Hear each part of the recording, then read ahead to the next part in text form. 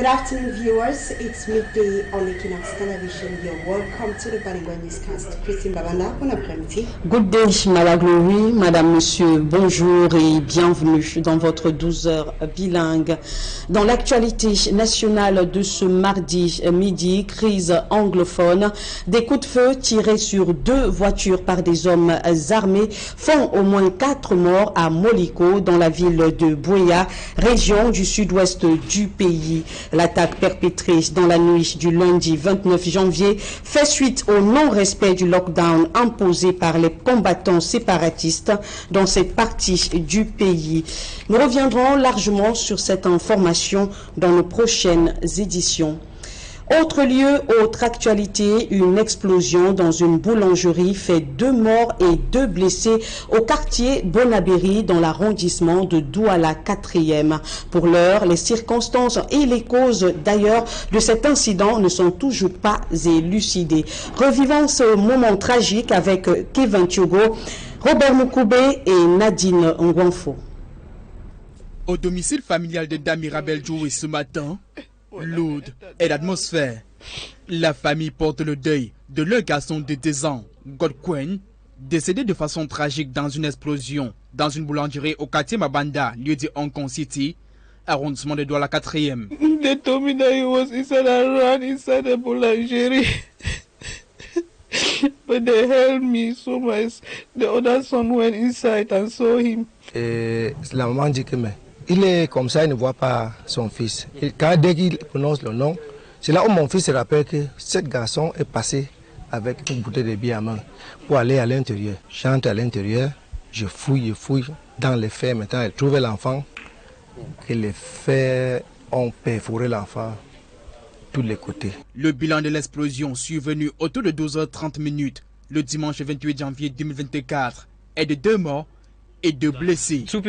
La deuxième victime était employée dans cette boulangerie de fortune, bâtie sur environ 300 mètres carrés. C'est lui qui est venu travailler. Il ne savait pas ce qui s'est passé. Et il a utilisé plutôt la machine qui n'était pas bonne. Il a eu à travailler sur ça pour longtemps et il ne voyait pas de résultats. L'heure qui se lève maintenant pour aller contrôler, c'est le moment où ça a explosé. Les autres sont péris à l'intérieur. C'est lui qui est sorti, qu'on a amené après, qui s'est péri à l'intérieur, qu'il était déjà calciné. Le feu était tellement très fort. Les blessés seront transportés dans une formation hospitalière de la place. L'intervention de la 201e compagnie d'incendie de Douala permettra de circonscrire la propagation des flammes dans ce quartier à forte promiscuité. Sur le site, nous n'aurons pas accès à l'intérieur de la boulangerie. Toutefois, les dégâts matériels sont considérables, nous indiquons. Les causes de l'explosion restent à déterminer. Une enquête a été ouverte. En sport, alors que le Cameroun porte encore les stigmates de son élimination, le pays hôte expulse les détenteurs du trophée. La Côte d'Ivoire obtient ainsi son ticket pour les quarts de finale face à un Sénégal dompté. Ambiance dans les rues en Côte d'Ivoire, c'est un reportage que signent nos envoyés spéciaux Joël Essengue et Viviane Tonfac. Au coup de sifflet final de ce match de 8e de finale de la Coupe d'Afrique des Nations entre la Côte d'Ivoire et le Sénégal, les rues d'Abidjan, comme ici au plateau où nous nous trouvons, ont été spontanément pris d'assaut par une foule hystérique venue célébrer cette victoire des éléphants contre les champions d'Afrique en titre.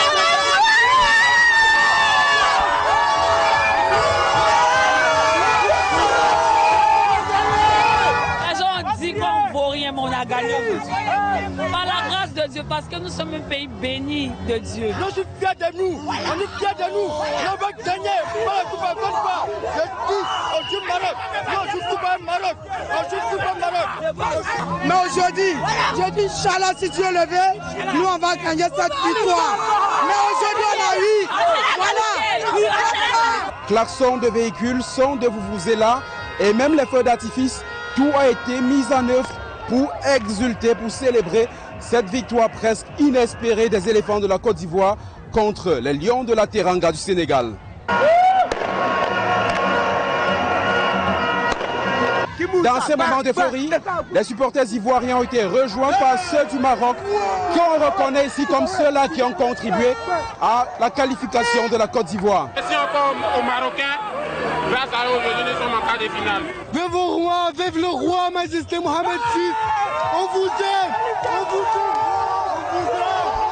La nuit s'annonce très longue pour les supporters des éléphants de Côte d'Ivoire qui, depuis le début de cette Coupe d'Afrique des Nations, n'avaient eu droit à ce genre de plaisir qu'une seule fois, notamment lors du match d'ouverture entre la Côte d'Ivoire et la Guinée-Bissau.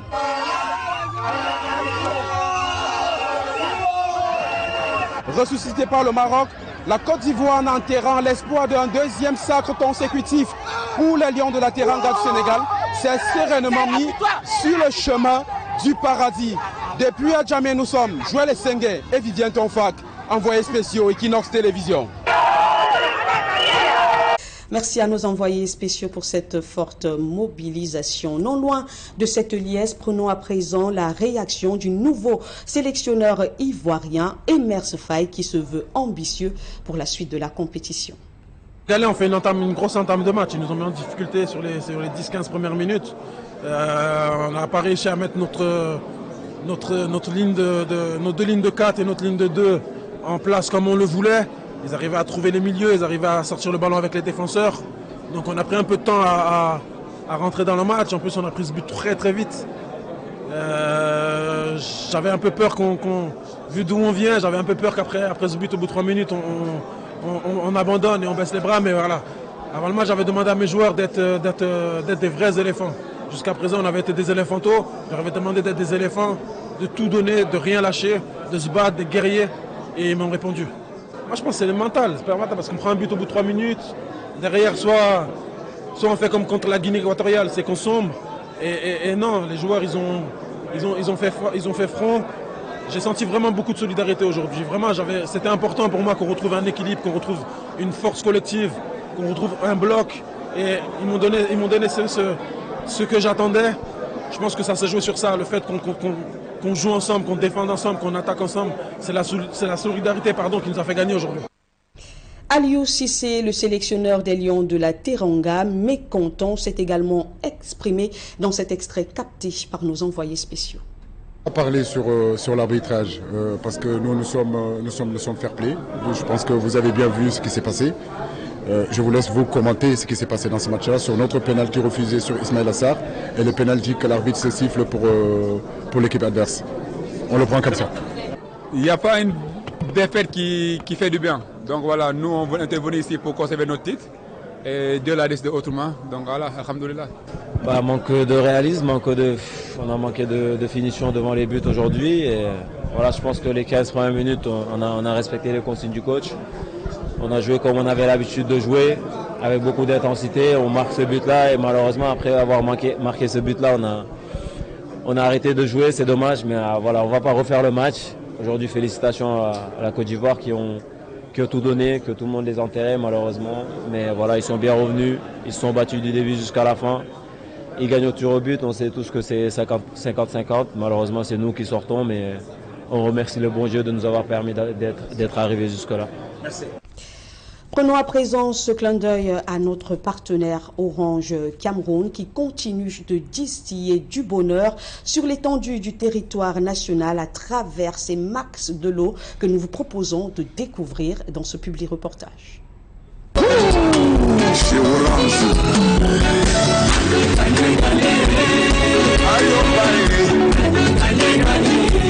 Super appli. All ma people qui télécharger ma site.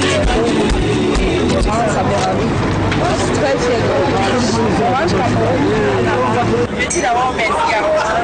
Je suis très contente parce que aujourd'hui je veux utiliser mon premier million personnel en fait. Et vous allez recevoir votre part de cadeau. La super appli.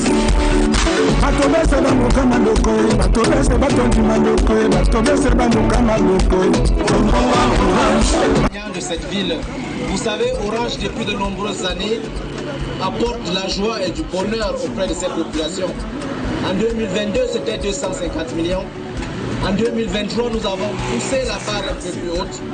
Nous avons donné des téléviseurs, nous avons donné des véhicules, nous avons donné des gagnants de 10 000 chaque 5 minutes et nous allons encore en faire plus.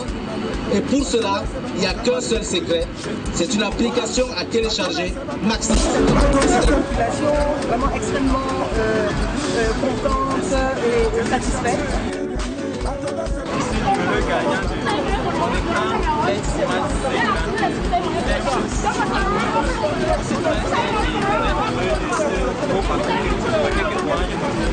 merci beaucoup.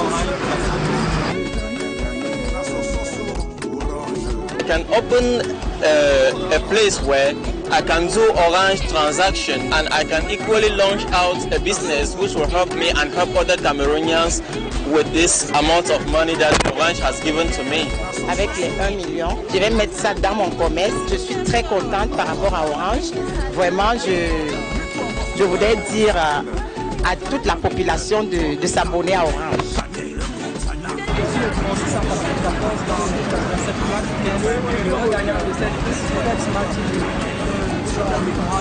Donc nous sommes dans cette belle ville de Bolova pour remettre les lots aux gagnants.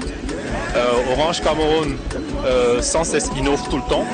Et donc pour cette fois-ci, nous donnons la possibilité à tous les Camerounais sur l'étendue du territoire national de pouvoir juste télécharger l'application Maxi. Moi-même j'ai cette application et franchement je ne m'en sépare plus. When I started with Orange, I never went to the television. I went just to do my transaction. I love that network. The network was very clean, very fast. Some of non seulement une bonne qualité de ces services, mais également encourager la faveur de cette émission à travers cette campagne. À partir de votre téléphone fort, le code Jtb 12H 11 étoile 1 dièse et pouvoir souscrire un forfait bonus. Ou bien vous pouvez avec le code Jtb 1550 dièse faire une transaction Orange Monnaie de moins 2 000. Orange Cameroun ne fait pas de la magie, c'est juste une participation à l'animation de notre base de clients et que nous sommes en train de travailler et ces clients sont très contents. Certains sont au jour d'aujourd'hui à Abidjan pour assister à la Coupe d'Afrique des Nations. Nous les accompagnons, ils sont heureux avec nous et nous continuons à faire les gagnants dans toutes les 10 régions du Cameroun. Orange. C'est donc avec cette actualité que la première partie de votre journal arrive à son terminus. Place à présent à la seconde partie en langue anglaise avec vous, Mala Glory. Thank you, Christine Babanda. Ladies and gentlemen, thanks for staying with us for the second part of the news. The population of Moleko in the southwest region and its environs remained panic-stricken this Tuesday morning after alleged separatist fighters opened fire on commuters. We have reported that about 4 people have been killed and vehicles set ablaze. Sources say alleged separatist fighters accusing the population of not respecting the ghost town day yesterday Monday. As at now, no official statement has been made on last night's attack. We shall be bringing you more details in a subsequent newscast.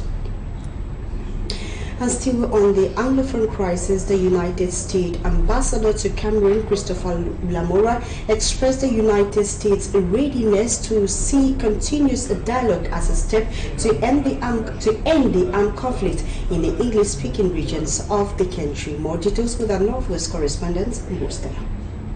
U.S. Ambassador to the Republic of Cameroon, His Excellency Christopher Lamora, has wrapped up a 2-day fact-finding mission to Bamenda, the chief town of the Northwest region. Ambassador Lamora's visit to Bamenda aimed at gaining first-hand insight into the current state of affairs in the Northwest region, a crucial element of the broader U.S.-Cameroon relationship. This relationship spans various areas such as addressing insecurity and participating in humanitarian activities. It's important to verify what is going on. It's important to see with your own eyes. It's important to talk directly with sources on the ground. And I come back around to finding out the truest information I can and about what is happening here, because if I am not well informed, then our policies will be not well informed. Of particular concern to the ambassador was the ongoing armed conflict in the region, which has resulted in thousands of deaths, destruction of livelihoods, and displacement of hundreds of thousands. We have engaged constantly, continuously, unwavering for years in trying to find a peaceful resolution of the crisis. So we have encouraged the government, we have encouraged everyone to continue talking. During his visit, Ambassador Lamora engaged with a diverse range of stakeholders, including media representatives, government authorities, civil society advocates, and religious leaders. The diplomat therefore underscored the commitment of the United States to actively contribute to resolving complex issues and fostering stability in Cameroon, thereby strengthening the U.S.-Cameroon relationship. Away from the Anglophone crisis, we now come back to the littoral region where 2 people have died in an explosion that occurred in Mabanda neighborhood Sunday in the Douala 4 municipality. One of the victims, who is a 10-year-old child, has left the family members inconsolable, as you tell us. A sad day for family members of 10 years old Ntusan Godwin. The little boy died in an explosion accompanied by flames in a bakery in Mabanda Douala 4 subdivision. His mother, Nguwe Mirabel, who is inconsolable, recounts a tragic incident. The other son went inside and saw him. He came back now and cried for help before one neighbor went and carried him outside. They said that one of the workers then sent him to buy beer. When he went, he bought the beer and came back now and gave them. That's when the thing exploded with him inside. According to an eyewitness, the explosion also caused the life of a baker who was in the bakery at the time of the incident. Before I could come here, I hear one of the workers die inside. That time now, Sape Pompe was here. There was a people that discovered that one worker has died there, and then one worker has an injury and went to the hospital. That other child is still in the hospital now, but it's not too bad that way. The little boy and the worker are said to have died at the Bonasama District Hospital. I pleaded until they carried him to Bigo next. When they went there, there was no oxygen. They went to Bonasama, no oxygen, no dust. When they said that we should take him to Lake Anthony, and he died on the road. The army rescue team, alerted, descended on the scene to extinguish the flames, which was threatening to extend to nearby houses. It took the firefighters about 3 hours to contain the flames, resulting to enormous material damage. At the time of this report, 2 victims who were severely injured are receiving treatment in a health facility, while investigations have been launched. And some Cameroonians have been insisting and demanding justice for all those who have been sexually assaulted and tortured by a certain Evi Bogda in Douala. The Minister of the Family, the Minister of Women's Empowerment and the Promotion of the Family, in an official document, encouraged victims to further denounce every act, every case of perversity, while calling on competent authorities to investigate and punish all those perpetrators. More details with Annabella.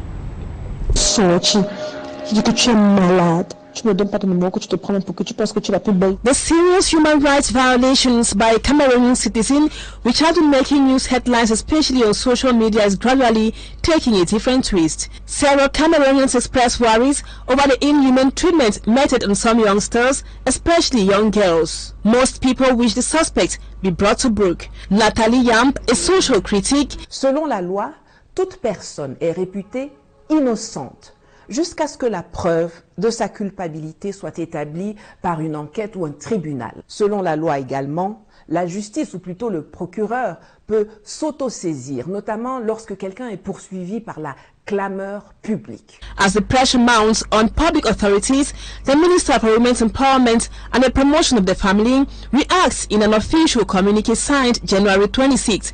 Marie-Thérèse Abena-Ondoa encourages the victims to report to competent judicial authorities with necessary elements that can take their preoccupation further and get the suspects apprehended. Nathalie Yam questions why most ministries are still silent on this issue of sexual harassment on multiple young girls in Cameroon, some of them minors. Alors au Cameroun, qu'est-ce qui explique le silence et l'inertie de la police, de la justice et du gouvernement?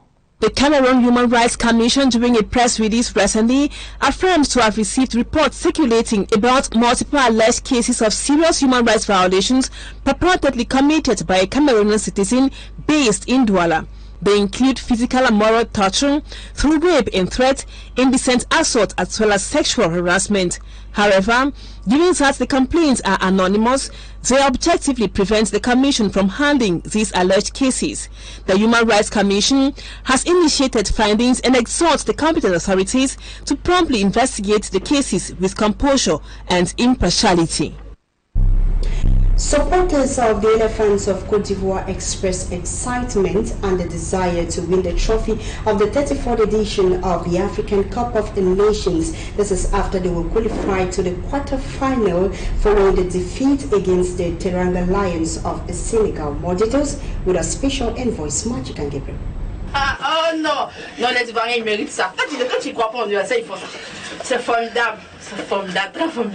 Overwhelmed with the qualification of the national team to the next round of the AFCON, these ladies will abandon the job site to join the crowd in the streets of Plateau neighborhood in Abidjan. On the street, it was total jubilation.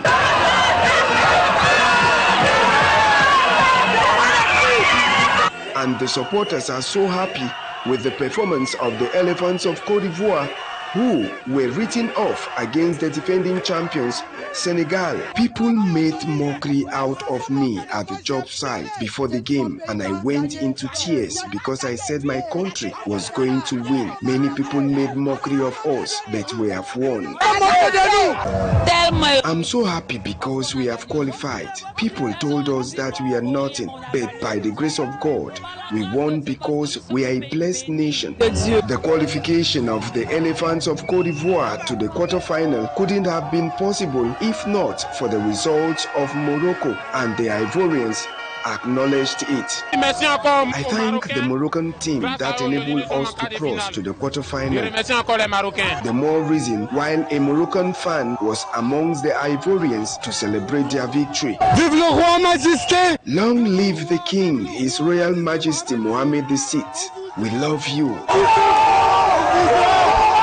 Many of the Ivorian supporters now say there is no country that will stop them as they are eyeing the final of the tournament. We are heading to the final against Morocco. We shall play the final. We shall win this trophy. We are hosting it and we shall keep it. Côte d'Ivoire will challenge the winner of Mali versus Burkina Faso's game at the quarterfinal of the AFCON.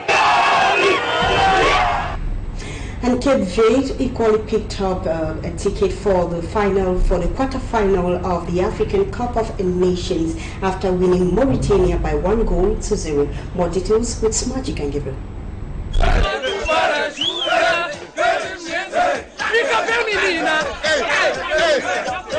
Players of Cape Verde sing and dance after their historic second qualification to the quarterfinal of the AFCON in Côte d'Ivoire.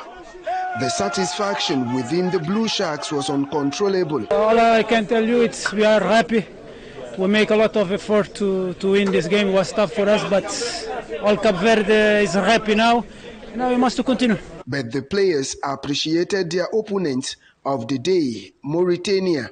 A strong team, fast guys. It was very, very difficult for us, but in the end, we take the qualification. This is it's more important. In 4 matches played, Cape Verde has recorded 3 victories against 1 draw. You know, it's African Cup. It's not easy. all the games we can play, it's difficult. But until now we continue. You beat, you take, I think 3 wins, huh? 3 wins, 1 draw. We're happy. Okay. A well-taken penalty by Ryan Isaac da Gracia Mendez few minutes to the end of the regular play time after a fault by Morabiton's goalkeeper Niaz Babaka gave the victory to the Cape Verde side. The Morabitons, who were eliminated, are confident of bouncing back soon. On est déçus prendre un but encore à la dernière minute. We are disappointed taking the goal at the last few minutes of the game. But we are proud of ourselves and we are going back to work extra hard to come back stronger. Sometimes in football, errors occur. It's truly sad. C'est ça, c'est dommage, c'est dommage. After 2013 in South Africa, Cape Verde will be playing in their second AFCON quarterfinal and will meet the winner between Morocco versus South Africa. Mauritania also left the tournament, creating a record of reaching their first ever knockout stage in an AFCON competition. And that is the package we had for you on today's Bilingual Newscast. See you tomorrow, same time, God's willing, for another edition. But until then, stay with us for more programs on Équinoxe Television. Christine Babanda, bonjour. Have a nice day, Malaglory. Madame, Monsieur, c'est la fin de ce journal. Toute la rédaction centrale vous remercie de l'avoir suivi. Prenez soin de vous et belle suite de programmes sur Équinoxe Télévision, la chaîne du peuple.